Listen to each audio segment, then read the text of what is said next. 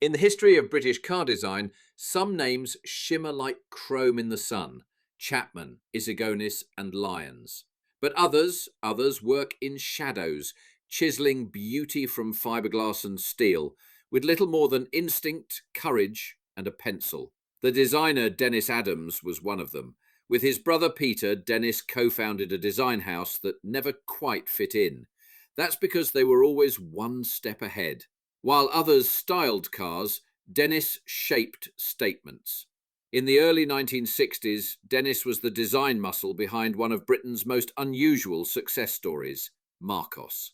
Marcos had already made headlines by building lightweight race cars with wooden chassis, but Dennis, ever the futurist, wanted more.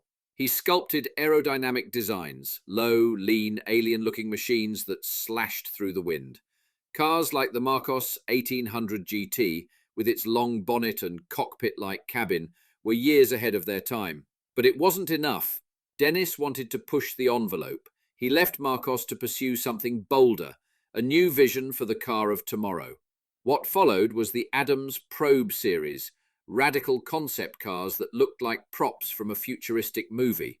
In fact, one car, the Probe 16, appeared as Durango 95 in the Stanley Kubrick film A Clockwork Orange. The Probe 15 and later the Probe 16 sat just 29 inches tall.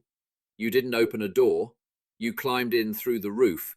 Designed not for comfort but to question everything about what a car could be, the Probes were pure design experiments, art on wheels. And yet, they roared and ran.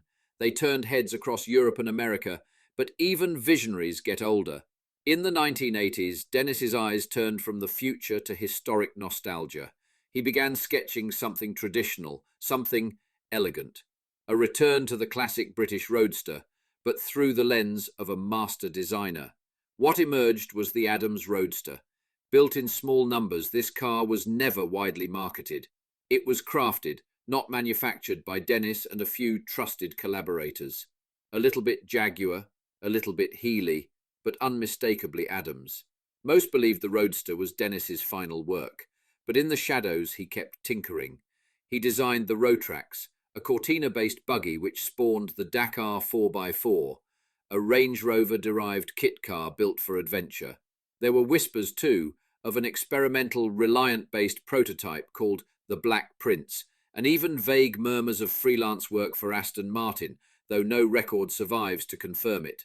Maybe Dennis liked it that way.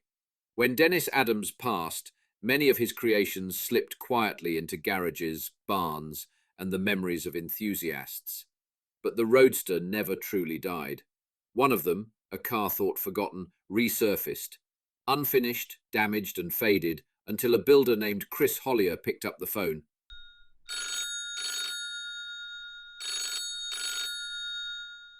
Hello? Is this Chris Hollier? Okay, we are now recording. And hi, Right. Chris. How are you doing? Hi, Jim.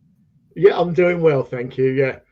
Well, I Yeah. wanted to talk to you about developing the story. I mean, you've got a great story that you've given me to work with, and I wanted to incorporate the work of Dennis Adams and his work with Marcos, and the fact that this is the one long base, the only one that you've made. So, could you tell me? You said that you were approached by a lady who wanted to refer you to yet another individual with regard to Adams Roadsters?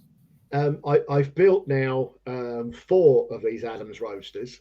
I think more than anybody else in the UK, only because I would just happen to be in the right place at the right time. Yeah. Let me just stop this. And just as I'd finished the last one, the one I've sent you the details of, the long wheelbase one, I got a phone call from a very well-spoken lady. Said, "Is that Chris Hollier?" Mm-hmm. I obviously said yes. And she said, "Well, my husband would like to talk to you." And it was Dennis Adams. And I was completely shell-shocked. I thought, somebody's winding me up. This can't be true. This is Dennis Adams, the car designer of international repute, phoning me in my little garage in West Norfolk because I built one of his cars. And I thought he was going to give me the mother of all bollockings for all the things I'd done to the car and how I'd changed this and changed that. And he said, "Well, no, actually, I really quite liked it." I thought, oh, wow. And it was I was utterly starstruck, and I tried to have a conversation with him. This was in I think, the last couple of months of his life. Oh yeah, So he yeah, was very frail, but yeah. it was such an absolute delight to have some What an contact with the honor! guy What an who honor! designed this car. Yeah. And then the guy who I built the car for, when he found out about this, he said, "Did you record it? Did you record it?" I said, "Well, of course I didn't. I was just sitting in my office at home, you know, making silly conversation about this stuff." But Well, yeah, it the was next best real thing fun. that I was going to add is, do you keep in touch with this individual that you built the long base wheelbase one for? Yeah, he lives down in Brighton. He's had the car 4 years now, 4 or 5 years, somewhere around about there. Mhm. And he'd been dreaming of this thing, as I said in the story. He'd been dreaming of having one of these for 30 years, 40 years. And he just, because he was an industrial designer, he had a Mhm. real design eye. So he could Yeah. see the car was a good shape. And Mhm. the one that he happened across was the long wheelbase one, Mhm. which again I tried to explain in the story. The Adams brothers hadn't tried to bodge a car together. They were Yeah. making a long wheelbase version to take some molds off of in case there was a market for it. Yeah. They obviously didn't pursue it. The project was sold on, and then there's somebody in the interim tried to put it on the road, tried to turn it into a road car. Mhm. Not realizing that it's okay putting loads of filler and bits of stainless rod and pot Oh, rivets if you're just modifying something to take molds off of. yeah. But you can't do that if you're going to put it on the road. It They it gives just, the kit it gives kit cars a bad name. it does. They fall apart, and the filler lines exposed. It's all about Oh, different expansion ratios, coefficients of yeah. expansion. Aluminium Yeah. and fiberglass are different. You stick them in the sun, one expands, the other one doesn't, and you Yeah. get worse lines all over the place, and they look dreadful. But you have to go through that process to be able to take a new mold of the right shape. Right.